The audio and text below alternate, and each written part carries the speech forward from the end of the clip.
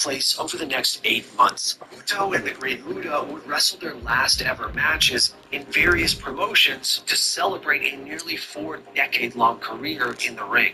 On January the 1st, 2023, the Great Muta wrestled his last singles match in the main event of Noah's New Year's show against none other than Shinsuke Nakamura, the man he took the IWGP Heavyweight title from all those years ago. Just days later, Keiji Muto would appear for the last time in a New Japan Pro Wrestling ring at Wrestle Kingdom 17.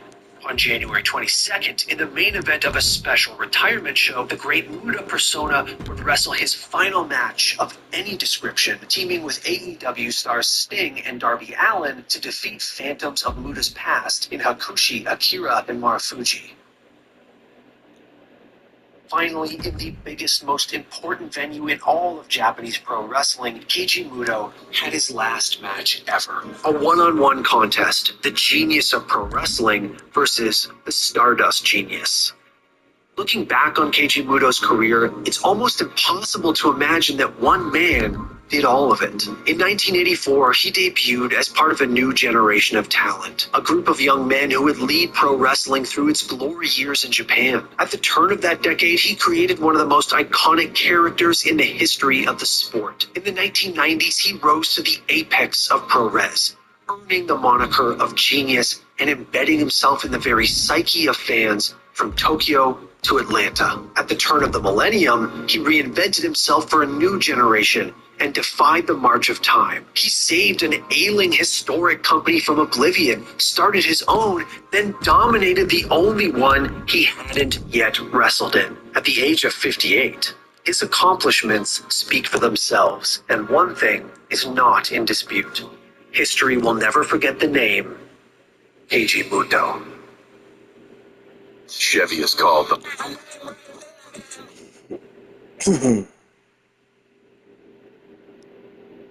Bret Hart, who thought I basically sabotaged his career because Bret thought he should have been the greatest wrestler that ever lived. And he said it was my fault. I won the belt from Yokozuna at WrestleMania, where Bret lost. Bret told me to go in the ring and wrestle. And I won the belt right after Bret wrestling. And the deal was for me to drop it back to Yokozuna. Bret got in my face and said, "You're supposed to drop the belt." And I said, "No, I'm not." Vince looked at Bret and said, "Bret, that's what you thought you heard." So ever since then, he hated my guts and wanted to kill me. Bret Hart, who thought I basically sabotaged his career because Bret thought he should have been the greatest wrestler that ever lived.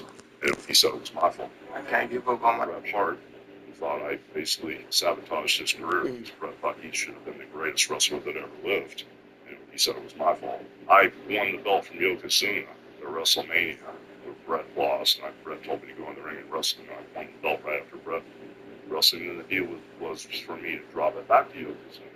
And then Bret got in my face and said, "You're supposed to drop the belt to me." I said, "No, I'm not." Vince looked at Bret and said, "Bret, that's what you thought you heard." So ever since then, he hated my guts and wanted to kill me. Bret Hart, who thought I basically sabotaged his career because Bret thought he should have been the greatest wrestler that ever lived.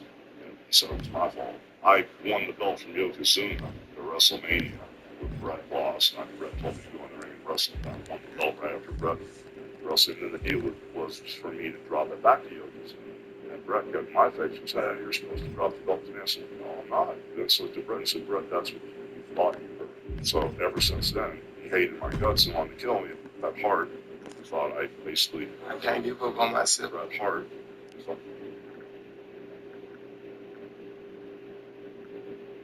Bret Hart. I can't give up. I ain't gonna lie to you, bro.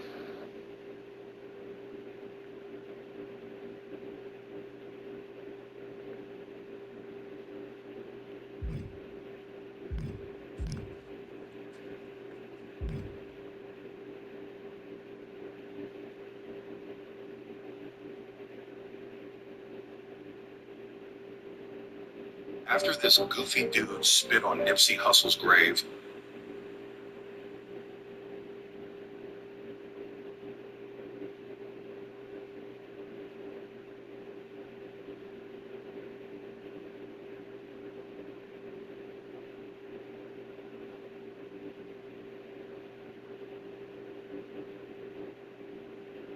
It's hardly controversial. Let's look back, really. is a month or so after WrestleMania 13 in 1997. Vader was still at or pretty much close to main event level in WWE for the most part.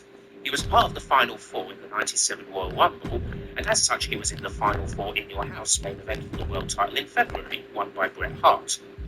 Under Paul Bearer's management at the time, he had a short-lived tag team with Mankind where the two spent almost as much time beating each other up as they did beating their opponents. At WrestleMania 13, they'd fight for the tag team titles against Owen Hart and the British Bulldog in a rare heel versus heel match that ended in a double countout.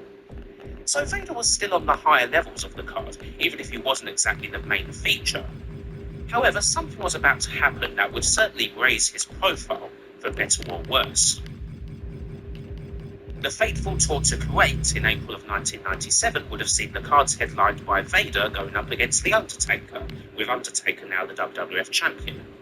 Indeed, the plan at this stage was for Vader and Taker to tour the house shows and then have a bout at Maze in Your House, A Cold Day in Hell for the title. But this all changed one morning when the pair appeared on a breakfast TV show to be interviewed, and the host, one Bassam Al-Hoffman, well, he said the F word. He flat out asked Vader and Taker if what they did was real or fake. Undertaker, a somewhat curious sight for 1997 dressed in street clothes, gives the sort of simmering, angry but diplomatic answer you would expect. It's clear the question pisses him off, but he doesn't go over the top. Vader, well, as he says himself, he is not quite as diplomatic as Undertaker, and takes quite a bit of offence to this TV host belittling what he does for a living. Cue another big John Stossel versus Dr. D. David Schultz type incident. Is it just for the wrestling shows that... Excuse me. I'm sorry, yeah. You gave him a chance to respond to Yeah, that question. this is the question I'm going to ask you. I'd like to respond to the same question. Okay, please, go ahead. My astute colleague, the heavyweight champion of the world. Here on Lake Norman, you've found exactly where you belong for a truly different experience. This is Mooresville Ford, your trusted local Ford dealer. Whether you're looking for rugged, Very diplomatic individual. I'm perhaps not quite so diplomatic. In fact, I find your question and your remarks insulting to what I do.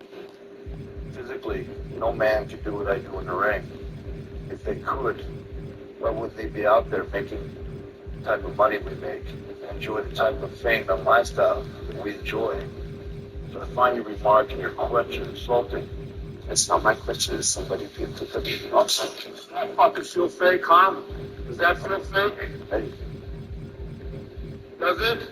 oh, no, just... Why don't you come down tonight, and before I kick his ass, I'll kick your ass.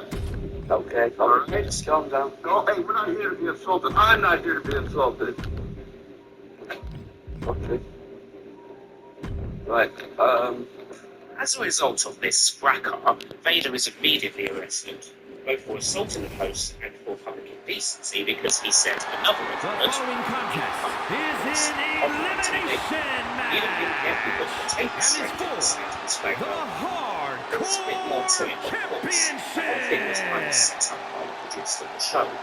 They told the wrestlers in advance that Hoffman turned to ask them a question and told them to react accordingly. I love this guy. Only trouble was, Al Hoffman didn't know that Black, according to Vader, was going to react in this way. And Spade largely. Richard mostly agrees with the account, but does mention that the wrestlers were told not to do anything physical. Alas, Vader didn't quite get that memo. He would spend the next 10 days trapped in Kuwait. Mind you, he wasn't in a jail And cell, here he was in the he house and in a comes. luxury hotel. There was another little incident during his 5-star lockup that apparently required several people to calm the wrestler down, but it was because he'd drunk a bit too much. Late last year, in an interview with JBL, Gerald Briscoe even claimed that the US Special Forces had made an offer to smuggle the Introducing the £350 Vader out of the country from the so that he wouldn't get into any further trouble. But ultimately, the offer was declined, and Vader decided to face the music. He could have conceivably faced a year in Kuwaiti jail for real presentation for this what's time for considered the one incident, of the most but the end result unruly wasn't title. fine. home, Vader's kerfuffle with the Kuwaiti morning host made national news. It was all over the funny pages and got plenty of comments on TV, even being shown on Good Morning America. While obviously not happy about the whole thing, the WWF certainly tried their damnedest to make the most out of the publicity, even trying to get Vader on Good Morning America in person, to see if these hosts could handle such a potentially tricky interview. On the shows, it added another layer to the Vader character. Even if Vader certainly wasn't shy of beating up officials and suits during his WWF run, he was now more unstable than ever, perfectly capable of beating up civilians for even the slightest perceived provocation. Upon his return to the States and to Monday Night War, Jim Ross interviewed Vader about the incident, which naturally resulted in Vader getting heated, threatening Jim Ross, only for one of the WWF's most recent acquisitions, former UFC fighter Ken Shamrock, to come in and make the save just before JR took a beating. And that's the setup for Vader's next pay-per-view match. In Your House, A Cold Day in Hell on May the 11th wasn't the most high-profile of shows, to say the least. Like a lot of WWF shows back then, it wasn't a big seller on pay-per-views or anything like that, and it's not an amazing must-watch show. No, it's decent on the whole. This still wasn't a good time as far as the company's business went. And yet there's a lot of historical significance on this card. The opener sees Hunter Hearst Helmsley take another win, firmly out of the doghouse after the infamous MSG curtain call, and with Chyna, who debuted at Final Four a couple of months earlier, by his side. The second match features Mankind, fresh off a failed attempt at Taker's title and with little to do really, going up against the blue chipper Rocky Maivia, who's already getting the crowds on his back. There's no hints here as to just what these two would go on to do together. The third match continues the establishment of the Nation of Domination as a storyline force, pushing the company further towards stables, and the main event features Undertaker going up against Stone Cold Steve Austin. Fresh from one of the greatest bouts ever, the double-turn submission match against Bret Hart at WrestleMania, this is the Rattlesnake's first singles main event shot at the world title, and the swerry finish will go a long way to setting up his feud with the Hart Foundation that will dominate the summer. So many elements of the Attitude Era are forming on this very card, and that includes the semi-main event, which features the in-ring debut of former UFC fighter and self-styled world's most dangerous man, Ken Shamrock, going against Vader.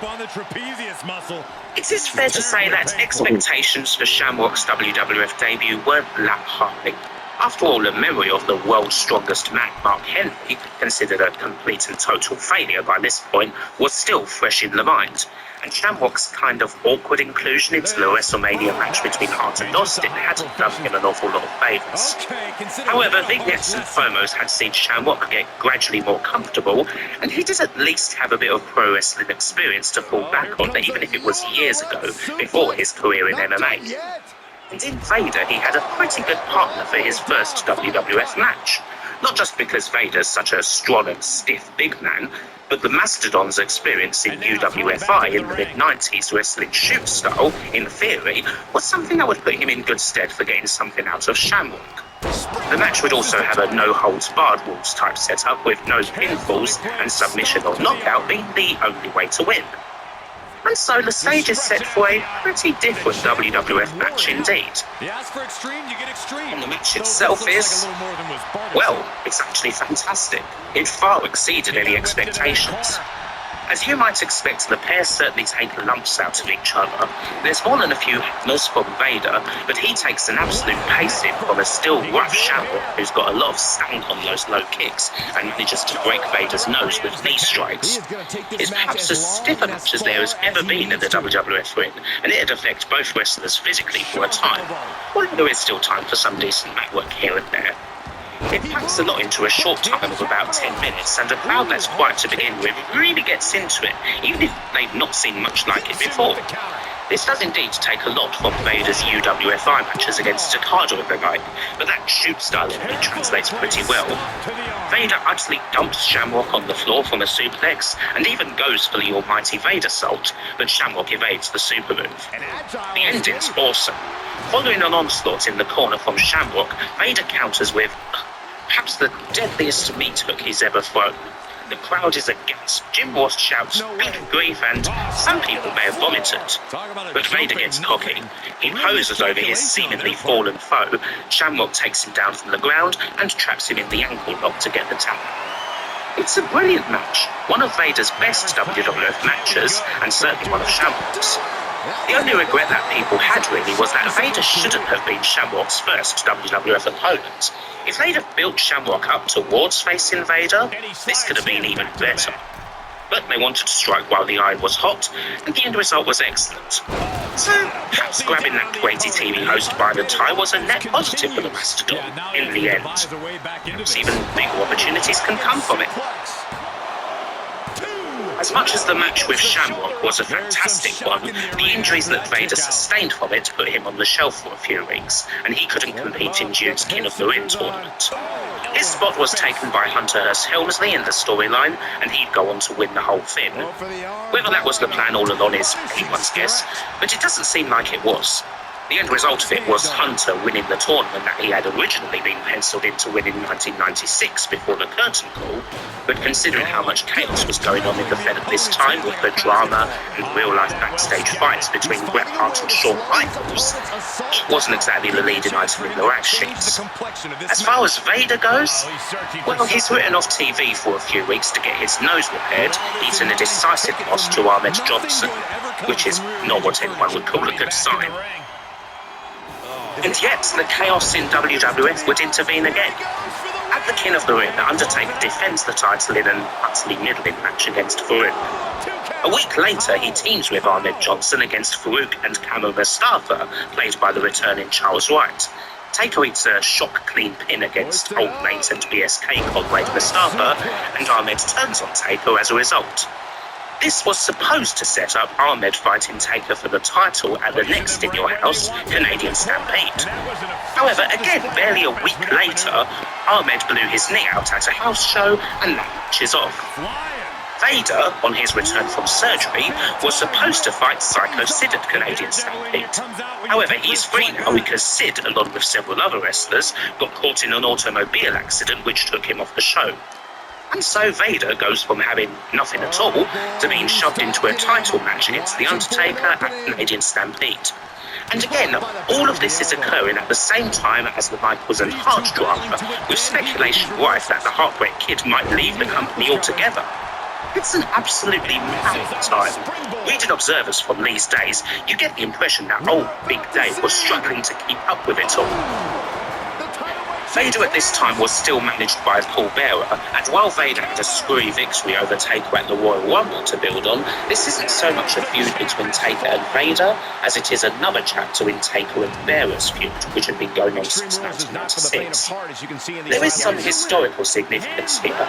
This program is the first time that Bearer mentions the name of Kane, the half-brother that Taker apparently left to die in a fire along with the rest of his family. Bearer reveals this after Taker and Vader were forced to team together, which naturally resulted in Taker giving Vader a first-class ticket to Tombstone City. Bearer also reveals during this feud that Kane is still alive, and all the while Taker generally gets the upper hand on the Mastodon through the program. So, yeah, it's not like he's getting set up to win here. He is, by far, the least important part of this feud. Same old phone? Nah. It's me in 3 time zones. One eye on an edit, 1 foot on a trail, and 1 on this guy. Why settle for glass buttons? This is a real flex. Can your phone do that?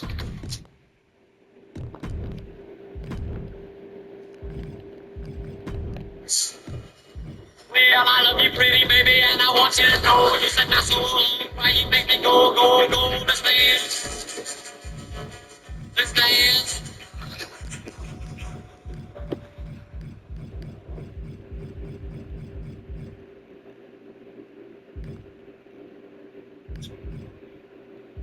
The match itself takes place on a show that, for all the chaos surrounding it, goes down as one of the greatest in the history of the company.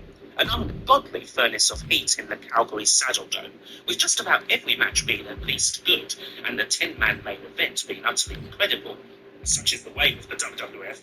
When chaos reigns and the show seems confused and unpromising, greatness can occur. And that's never changed. While Vader vs. Taker is hardly a big reason for Canadian Stampede's excellence, it's still two very good wrestlers indeed putting on a good horse fight for the belt.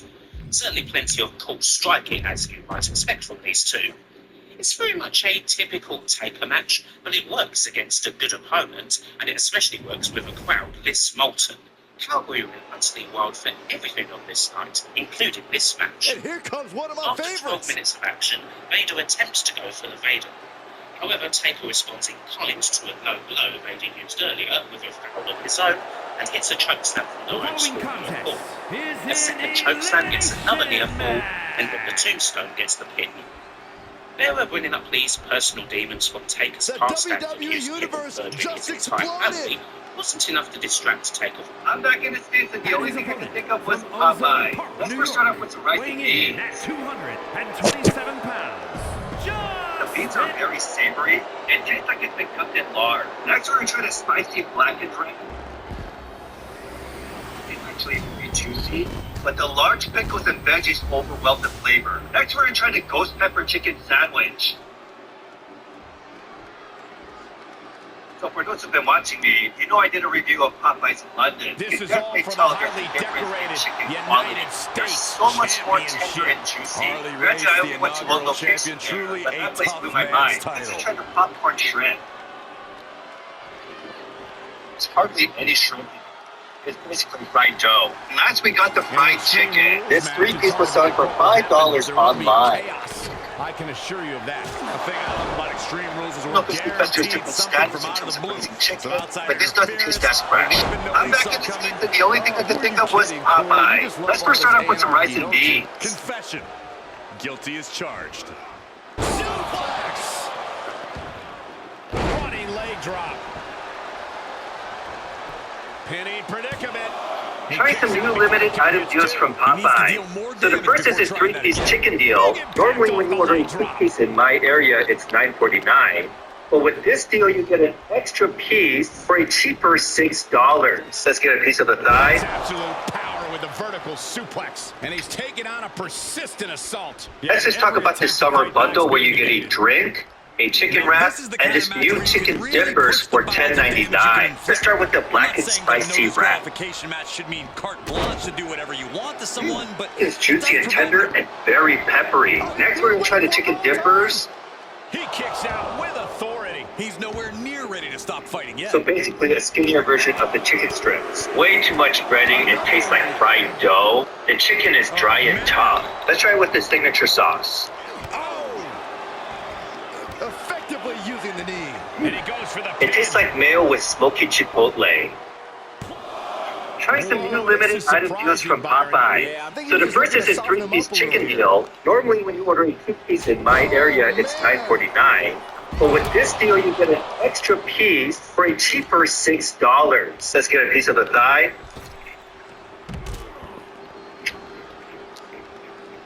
Let's just talk about this summer bundle where you get a drink, a chicken wrap, and this new chicken dippers for $10.99.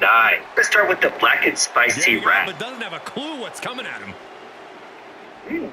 It's juicy and tender and very peppery. Next, we're gonna try the chicken dippers. So basically a skinnier version of the chicken strips. Way too much breading, it tastes like fried dough. The chicken is dry and tough. Let's try it with the signature sauce. He returns to the ring. Uh-oh. This isn't going to be pretty. It tastes like mayo with smoky chipotle. He's starting to struggle here. Try some new limited item deals from Popeye. So the first is this three-piece chicken deal. Normally when you order a two-piece Popeyes versus Shake Shack chicken sandwich. Now first thing I need to clear up, these are both original chicken sandwiches. Shake Shack doesn't have a spicy one. Shake Shack $9.49, whereas Popeyes $5.99. Popeyes chicken fillet weighs 136 grams.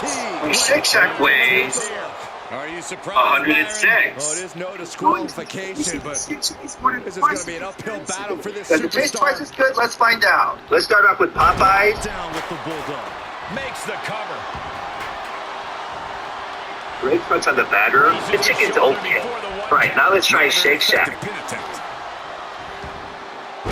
with the elevated flatliner. It's so much more lighty and airy. It's also very peppery. Perez Martin's potato roll, so it's much more soft and moist. And their mayo has so much more herbs. Shake Shack definitely tastes way better than Popeyes. The question is, does it taste 2 times better? Not quite. Popeyes barely wins in terms of value. Popeyes versus Shake Shack chicken sandwich. Now, first thing I need to clear up, these are both original chicken sandwiches. Shake Shack doesn't have a spicy one. Shake Shack, $9.49, whereas Popeyes, $5.99. Popeyes chicken fillet weighs Tremendous 136 grams, whereas Shake Shack weighs 106. Ooh, he caught him right in the face. You see, the Shake Shack is more than twice as expensive. Way to steer Does it taste twice as good? Let's find out. Let's start off with Popeyes. Oh, man. That'll tear your hamstring. He is mentally and physically Great punch on the batter. The chicken's okay. All right, now let's try Shake Shack. Amount of abuse. That was so much more mighty and airy. It's also very peppery. Perez Martin's potato rolls, so it's much more soft and moist. And their mayo has so much more herbs. Shake Shack definitely tastes way better than Popeyes. The question is, does it taste 2 times better? Not quite. Popeyes barely wins in terms of value. Popeyes versus Shake Shack chicken sandwich. Now, first thing I need to clear up, these are both original chicken sandwiches. Shake Shack doesn't have a spicy one. Shake Shack, $9.49, whereas Popeyes, $5.99. Popeyes chicken fillet weighs 136 grams, whereas Shake Shack weighs 106. Does it taste twice as good? Let's find out. Let's start off with Popeyes.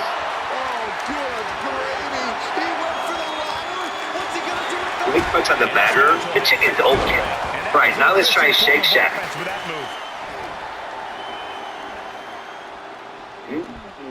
That is so much more mighty and airy.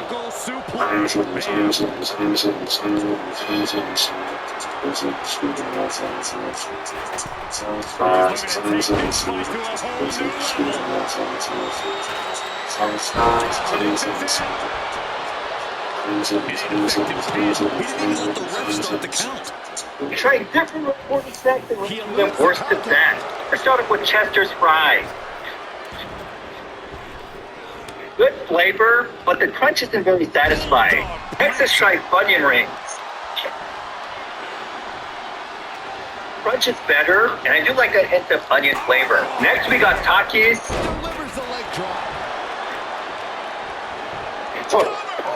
Way too salty and sour.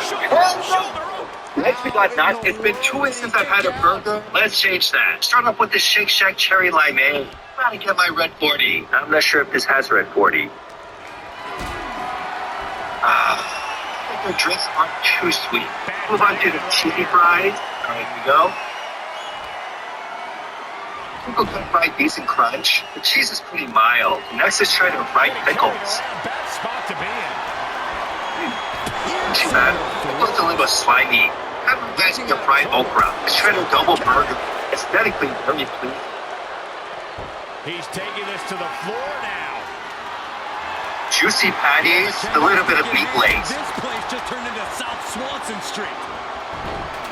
It's just so rich, I wish they had chopped chili as an option. And last, I tried their chicken sandwich.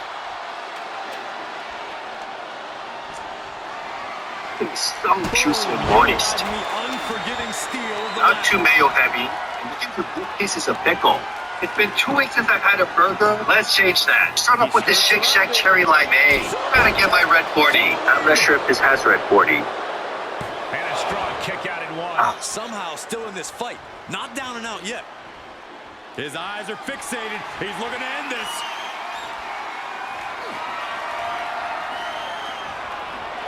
Able to evade. Oh my gosh. Poison miss. What the world? He's going for the pin. This could be it. Into the pay window. Kicks out. He still has life. This is going to come down.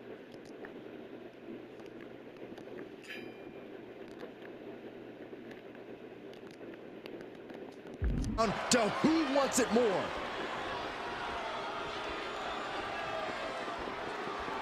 This looks like the setup too. Oh, jeez. Is this what he needs for the win?